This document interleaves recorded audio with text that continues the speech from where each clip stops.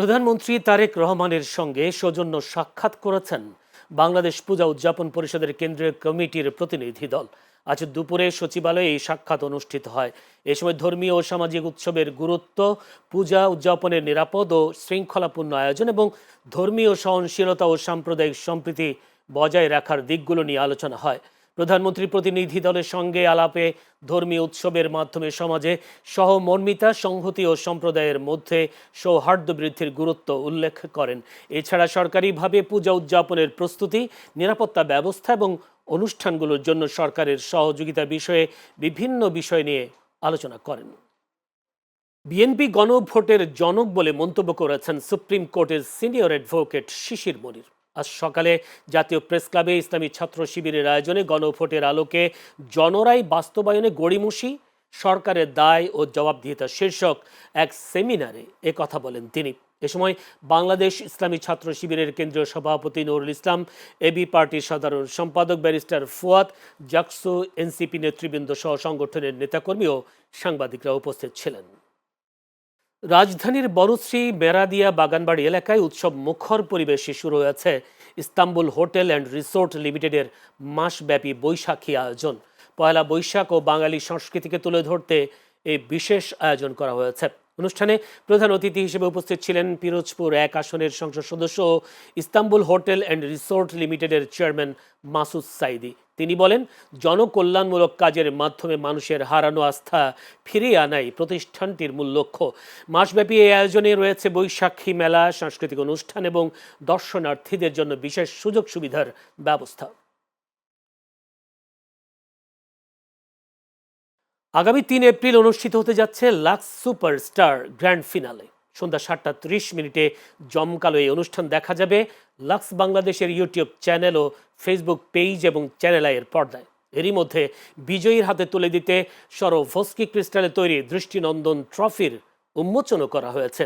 তবে সম্প্রতি বিজয়ের প্রতীক ট্রফিটির রহস্যজনক নিখোঁজ হওয়ার খবর পাওয়া গেছে। কিন্তু কিভাবে ট্রফিটি উদ্ধার করবে লাক্স বাংলাদেশ? লাক্স সুপারস্টারের পুরো লেগেসিটাকে খুব সুন্দরভাবে এই ট্রফির মাধ্যমে তুলে ধরা হয়েছিল। আনফর্চুনেটলি ট্রফিটা এখন মিসিং। পুরো লাক্স সুপারস্টারের অর্গানাইজিং টিম বিষয়টাকে অনেক গুরুত্বের সাথে দেখছে এবং সেজন্যই ট্রফিটি উদ্ধার করার জন্য বাংলাদেশের সবচেয়ে যোগ্য পুলিশ অফিসার ওসি হারুন এবং বাংলাদেশের মিডিয়া ইন্ডাস্ট্রির রিপ্রেজেন্টেটিভ হিসেবে বাংলাদেশের one of the biggest hero Arefin শুভকে দায়িত্ব দেওয়া হয়েছে। আমাদের মনে হচ্ছে যে কে বা কাহারা চাইছে না লাক্স সুপারস্টার গ্র্যান্ড ফিনালেটা হোক, কিন্তু আমি আপনাদেরকে আশ্বস্ত করতে চাই যে 3 April Lux superstar grand finale হবেই। আপনারা সবাই জানেন ওসি হারুন সাহেব একজন দক্ষ পুলিশ অফিসার। গোয়েন্দাগিরিতে সন্দেহের ঊর্ধ্বে কেউ নয়, কাউকে নির্দোষ ভাবা যাবে না। সুতরাং আমাদের কাছে সাসপেক্ট সবাই, এমনকি আপনারা যারা সামনে বসে আছেন তারাও। লাক্স সুপারস্টার আমাদের এরকম একটা দায়িত্ব যেহেতু দিয়েই ফেলেছে, তো গ্র্যান্ড ফিনালের আগেই আমরা এই ট্রফিটি উদ্ধার করব। জুলাই সনদ কার্যকর এবং গণভোটের ফলাফল অনুযায়ী সংবিধান সংস্কারের দাবিতে নতুন কর্মসূচি ঘোষণা করেছে 11 দলীয় জোট। 4 এপ্রিল রাজধানীতে বিক্ষোভ সমাবেশ করবে এই ঐক্য। আজ রাজধানীর মগবাজারে বৈঠক শেষে সাংবাদিকদের এই কথা জানান 11 দলীয় ঐক্যের সমন্বয়ক ও জামায়াতের সহকারী সেক্রেটারি জেনারেল হামিদুর রহমান আজাদ। তিনি বলেন, সংস্কারকে ধামা চাপা দিয়ে সরকার শুধুমাত্র সংবিধানের সংশোধনী আনতে চায়। বর্তমান সরকার শেখ হাসিনার মতোই ফ্যাসিবাদী পথে হাঁটছে বলেও অভিযোগ করেন তিনি। পঞ্চদশ সংশোধনী করে ফ্যাসিবাদী সরকার যেভাবে বাংলাদেশের সংবিধানে আবর্জনা তৈরি করেছে, স্বৈরাচার তৈরি করার জন্য, কর্তৃত্ববাদ তৈরি করার জন্য যে রাস্তা ওপেন করে গেছে, সেই পথ ধরে শেখ হাসিনা যে সাংবিধানিক স্বৈরাচার হয়েছিল, আবার সেই পথে এই সরকার হাঁটছে। এটা ভুল পথ। সংবিধান সংশোধন নয়, সংস্কারই করতে হবে। সংস্কার করতে হলে গণভোট মানতে হবে। সেই জন্য সংবিধান পরিষদ ডাকতে হবে, পরিষদ গঠন করে অধিবেশন অবিলম্বে ডেকে এটা বাস্তবায়ন করতে হবে। এটাই আমাদের বিরোধী দলের দাবি এবং সিদ্ধান্ত। সরকার হাম মোকাবেলায় পুরোপুরি প্রস্তুত বলে জানিয়েছেন স্বাস্থ্য ও পরিবার কল্যাণ মন্ত্রী সর্দার মোহাম্মদ সাখাওয়াত হোসেন বকুল। আজ ঢাকা শিশু হাসপাতালে হামজনিত নিউমোনিয়া শ্বাসকষ্টের চিকিৎসায় বাবল সিপ্যাপের ব্যবহারে বিষয়ে প্রশিক্ষণ কর্মসূচির উদ্বোধন শেষে তিনি একথা জানান। স্বাস্থ্যমন্ত্রী বলেন, বজ্রপাতের মতো এসেছে হাম, কোনো প্রস্তুতি ছিল না, তবে অল্প সময়ে হাম মোকাবেলায় পুরোপুরি প্রস্তুত সরকার আগামী রোববার থেকে হামের জরুরি টিকাদান কার্যক্রম শুরু করছে। এরই মধ্যে সব ফিল্ড লেভেল স্টাফদের ছুটি প্রত্যাহার করা হয়েছে এবং আক্রান্ত উপজেলার শিশুরা প্রথমে টিকা পাবে বলে জানিয়েছে সরকার। এছাড়া টিকা এবং সিরিঞ্জ উপজেলা পর্যায়ে আজ এবং শুক্রবার পাঠানো হচ্ছে। ব্যবস্থা করেছি শিশু হাসপাতাল, আজকে আমরা উন্নত মানের 2টা ভেন্টিলেটর নিয়েছি। আসছে বর্ষা মৌসুমে এই বছর রাজধানীর জলাবদ্ধতা পুরোপুরি নিরসন সম্ভব নয় বলে জানিয়েছেন ঢাকা দক্ষিণ সিটি কর্পোরেশনের প্রশাসক আব্দুস সালাম। তবে হটস্পট চিহ্নিত করে স্থায়ী সমাধানের পরিকল্পনা নেওয়া হয়েছে বলে জানান তিনি। আজ নগর ভবনের অডিটোরিয়ামে গত মার্চ মাস জুড়ে নেয়া উন্নয়ন ও নাগরিক সেবামূলক কার্যক্রম তুলে ধরতে আয়োজিত সংবাদ সম্মেলনে একথা জানান তিনি।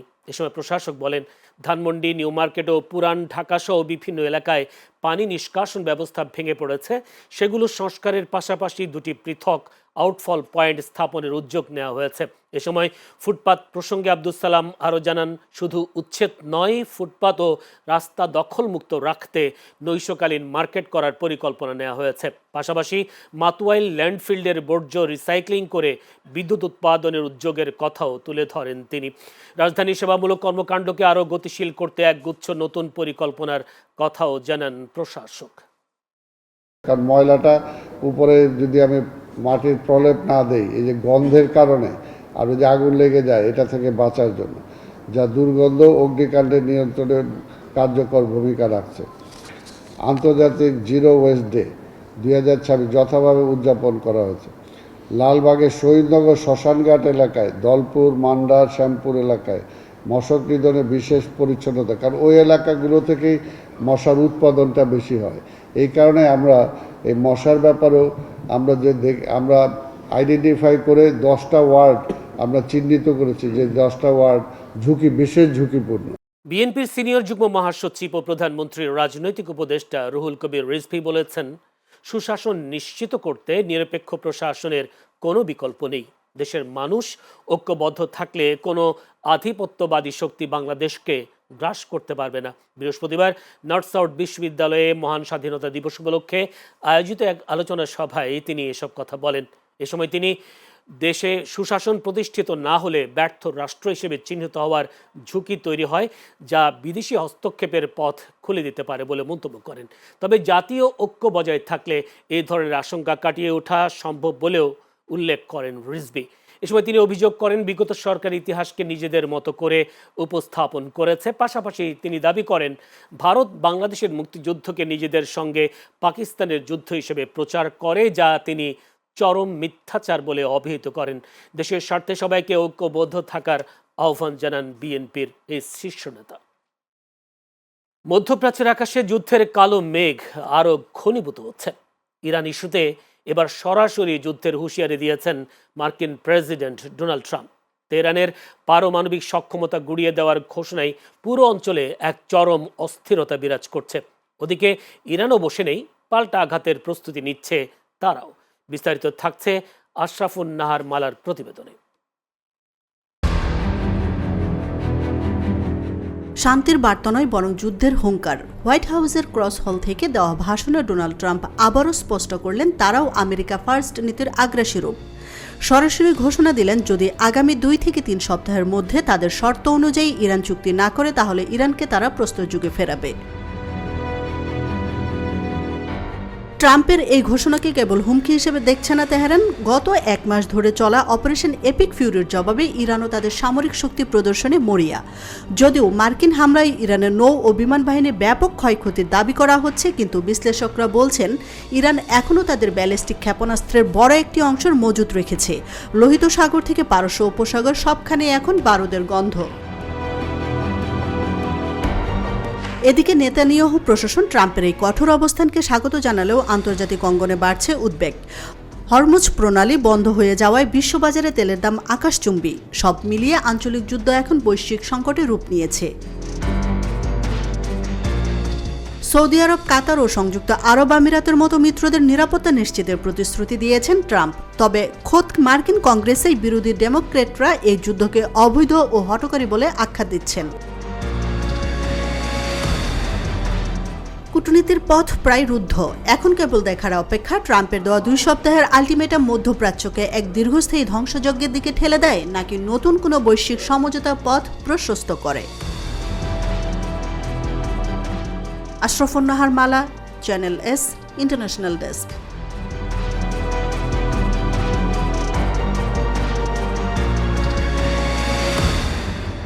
চট্টগ্রামের কর্ণফুলী উপজেলার শিকলবাহাই 7 রিংস সিমেন্ট কারখানার সামনে প্রতিষ্ঠানটির শ্রমিকরা বিভিন্ন দাবিতে সড়ক অবরোধ করে বিক্ষোভ করেছেন।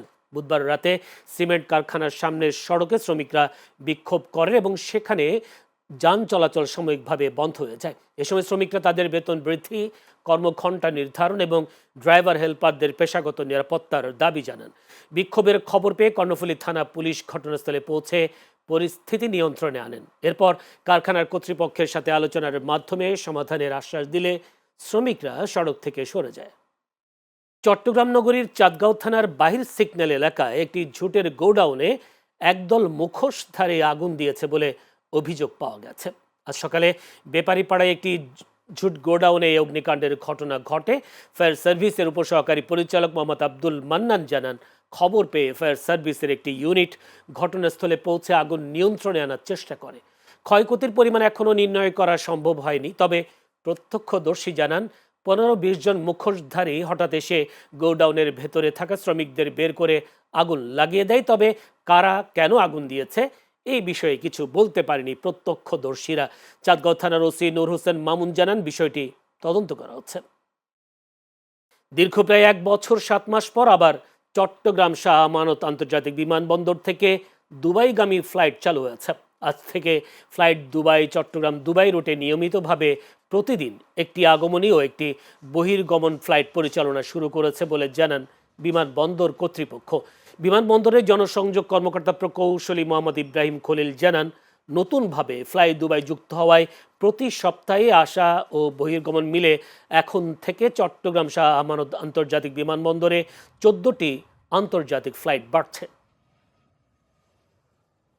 লক্ষ্মীপুরের রায়পুর উপজেলায় জলবায়ু সহনশীল কৃষি প্রযুক্তির প্রসার এবং জৈব সারের ব্যবহার বাড়াতে মাঠ দিবস অনুষ্ঠিত হয়েছে। আজ উপজেলার দক্ষিণ চর আবাবিল ইউনিয়নের টাকুরার চর এলাকায় মাঠ দিবসের আয়োজন করা হয়। রায়পুর উপজেলা কৃষি কর্মকর্তা মোহাম্মদ মাজিদুল ইসলামের সভাপতিত্বে প্রধান অতিথি হিসেবে উপস্থিত ছিলেন উদ্ভিদ সংরক্ষণ উইংয়ের অতিরিক্ত পরিচালক ডক্টর মোহাম্মদ এনায়েতি রাব্বি। এ সময় কৃষকদের বিভিন্ন দিক নির্দেশনা দেন বক্তারা। সিলেট বিভাগ জুড়ে পেট্রোল পাম্প ও ফিলিং স্টেশন মালিকদের ডাকা ধর্মঘটে অচল অবস্থার সৃষ্টি হয়েছে। আকস্মিক এই কর্মসূচির কারণে চরম ভোগান্তিতে পড়েছেন সাধারণ মানুষ ও পরিবহন শ্রমিকরা। মৌলভীবাজারে গত রাত থেকেই বন্ধ রয়েছে সব পেট্রোল ও গ্যাস ফিলিং স্টেশন। অধিকাংশ পাম্পে তালা ঝুলতে দেখা গেছে, কোথাও নেই তেল বা গ্যাস সরবরাহ। এতে জ্বালানি সংকটে কার্যত স্থবির হয়ে পড়েছে যানবাহন চলাচল। হঠাৎ এই ধর্মঘটে বিপাকে পড়েছেন যাত্রী ও চালকরা। প্রয়োজনীয় জ্বালানি না পেয়ে অনেকে দীর্ঘ সময় অপেক্ষা করেও খালি হাতে ফিরে যাচ্ছেন, যা জনজীবনে বাড়তি দুর্ভোগ তৈরি করেছে। কুমিল্লা জেলা আইনজীবী সমিতির কার্যনির্বাহী কমিটির নির্বাচনের ভোট গ্রহণ অনুষ্ঠিত হয়েছে। আজ সকাল 9টা থেকে উৎসব মুখর পরিবেশে ভোট গ্রহণ কার্যক্রম শুরু হয়, চলে বিকেল 5টা পর্যন্ত। এবারে নির্বাচনে প্রায় 1287 জন ভোটার তাদের ভোটাধিকার প্রয়োগ করেন। নির্বাচনে মোট 3টি প্যানেল প্রতিদ্বন্দ্বিতা করেছে। সব মিলিয়ে উৎসব মুখর পরিবেশে ভোট গ্রহণ অনুষ্ঠিত হয়েছে। জরাজীর্ণ প্রতিটি খেলার মাঠ সংস্কার করে তরুণ ও শিশুদের জন্য উন্মুক্ত করা হবে বলে জানিয়েছেন যুব ও ক্রীড়া প্রতিমন্ত্রী আমিনুল ইসলাম। আজ রাজধানীর লালবাগের প্রয়াত দেলোয়ার হোসেন খেলার মাঠ পরিদর্শনে এসে এই কথা বলেন তিনি। আমিনুল ইসলাম বলেন, স্থানীয় তরুণ ও শিশু কিশোরদের খেলার উপযোগী করার লক্ষ্যে মাঠটি দ্রুত সংস্কার করা হবে এবং সবার জন্য মাঠটি উন্মুক্ত ঘোষণা করা হবে। ঢাকা মহানগরীর প্রতিটি ওয়ার্ডে এ ধরনের খেলার মাঠ তৈরির মাধ্যমে স্থানীয় খেলোয়াড়দের উৎসাহিত করা হবে বলেও জানান তিনি। এ সময় ঢাকা দক্ষিণ সিটি কর্পোরেশনের প্রশাসক বীর মুক্তিযোদ্ধা আব্দুস সালাম উপস্থিত ছিলেন। জি জি যে এখানে কোনো ভাড়া দেওয়া না, জি এটা ওপেন থাকবে, উন্মুক্ত থাকবে আজকের পর থেকে। এখানে কোনো ভাড়ার বিনিময়ে আর কখনোই কোনো মাঠ বরাদ্দ দেওয়া হবে না। এই এলাকার স্থানীয়ভাবে সিটি কর্পোরেশন যেহেতু এই মাঠগুলো তৈরি করেছে, তাদের নেতৃত্বে এবং এই এলাকার স্থানীয়ভাবে যারা বাচ্চারা থেকে শুরু করে বয়োজ্যেষ্ঠ সবাই যাতে এই মাঠটি খেলার উপযোগী হিসেবে ব্যবহার করতে পারে সেই বিষয়ে ইতিমধ্যে নির্দেশনা দেওয়া হয়েছে এবং আমাদের স্থানীয় সংসদ সদস্য তিনিও আছেন, তিনিও সার্বিকভাবে এই বিষয়গুলো মনিটর করবেন এবং এই ধরনের মাঠ আমরা ঢাকা মহানগরীতে বিভিন্ন ওয়ার্ডে আমরা করতে চাই। গত মৌসুমে দারুণ খেলার সাফল্যের মধ্যেও লন্ডনের চেলসি ক্লাবের জন্য আর্থিক বছরটি ছিল চ্যালেঞ্জিং। 560 মিলিয়ন ইউরো আয়ের পরও তারা 300 মিলিয়ন ইউরো লোকসানে পড়েছে, যা প্রিমিয়ার লিগের ইতিহাসে সর্বোচ্চ। এর আগে এই রেকর্ড ছিল ম্যানচেস্টার সিটির। এই লোকসানের মধ্যে রয়েছে ইউরোপিয়ান ও প্রিমিয়ার লিগের জরিমানা, খেলোয়াড়দের সঙ্গে চুক্তি নিষ্পত্তি এবং অন্যান্য আর্থিক ব্যয়। ক্লাবের কর্তৃপক্ষ জানিয়েছে তারা আর্থিক নিয়ম মেনে চলতে প্রতিশ্রুতিবদ্ধ এবং চলতি অর্থ বছরে আয় রেকর্ড পরিমাণ হবে যাতে আর্থিক ভারসাম্য ফিরে আসে।